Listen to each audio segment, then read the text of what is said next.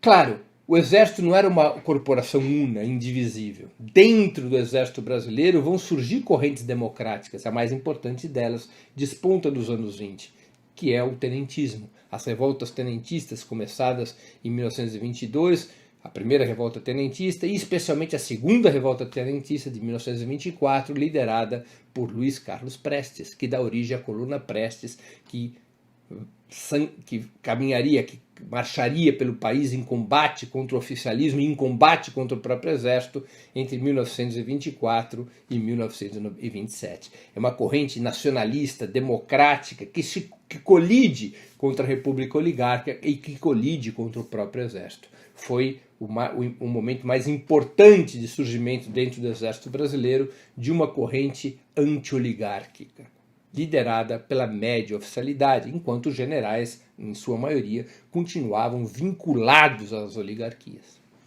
O exército brasileiro abate, reprime, sufoca essa corrente democrática.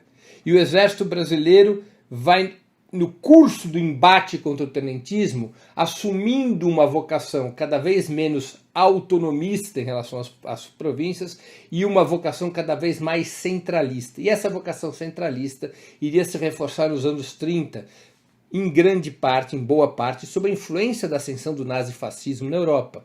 O exército brasileiro vai deixando de ser um exército frouxo, um exército de representação das oligarquias e vai tentando estabelecer uma nova doutrina de centralização do Estado, que seria corporificada no apoio que o exército brasileiro dá ao Estado Novo, declarado por Getúlio Vargas em 1937. Antes disso, o exército participaria da repressão violenta contra a rebelião militar de 1935. Novamente, é a terceira revolta tenentista, como alguns historiadores chamam. Em 1935, militares sob a liderança de Luiz Carlos Prestes, já então membro do Partido Comunista, buscam uma rebelião para derrotar o governo do Estado, o governo de Getúlio Vargas, um governo que se inclinava para uma aliança com o nazifascismo. Essa rebelião, realizada em novembro de 1935, é brutalmente reprimida pelo exército brasileiro.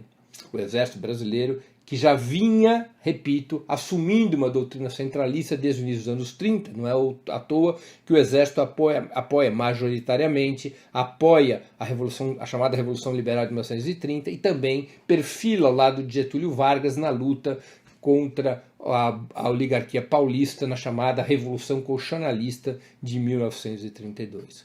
O exército passa a assumir, portanto, essas características centralistas, apoia o Estado Novo e após a Segunda Guerra Mundial, com aliança com os Estados Unidos, o Brasil manda tropas à Itália sob o comando americano. Essa aproximação com os Estados Unidos faz com que o exército brasileiro, grandes correntes do exército brasileiro, generais importantes do exército brasileiro, pouco a pouco passam a postura cada vez mais submissa aos Estados Unidos, cada vez mais submissa ao capital norte-americano, cada vez mais submissa ao comando do exército norte-americano, cada vez mais submissa aos interesses da Casa Branca, integrando progressivamente a doutrina da Guerra Fria, ou seja, o alinhamento com os Estados Unidos contra a União Soviética e contra os movimentos socialistas e operários. E esse passa a ser o papel central do exército brasileiro a partir de 45 e fundamentalmente a partir de 64, quando ocorre o golpe militar. Embora tenham persistido correntes nacionalistas e democráticas dentro do exército, essas correntes foram minoritárias. Essas correntes foram sendo depuradas pelos setores hegemônicos extremamente conservadores, antipopulares, antidemocráticos e entreguistas. Essas correntes são depuradas paulatinamente nos anos 50 e de maneira violenta a partir do golpe de 64. O exército brasileiro, em 1964, assume diretamente a direção do Estado, assume claramente o papel de partido armado do grande capital, assume claramente as tarefas de construir um regime político de opressão ao povo e de facilitação de privilégios para o desenvolvimento capitalista e para os interesses dos ricos, para os interesses dos capitalistas, dos proprietários dos meios de produção, dos proprietários nacionais e estrangeiros dos grandes meios de produção. E estabelece uma repressão duríssima contra o movimento sindical, contra a esquerda. E neste processo, o exército brasileiro, sob a hegemonia das correntes entreguistas e fascistas, depura a si próprio, expulsando as correntes democráticas e nacionalistas, passando para a reserva, prendendo e até matando oficiais que resistiam ao papel do exército como a mão armada do grande capital. E assim seria durante toda a ditadura militar.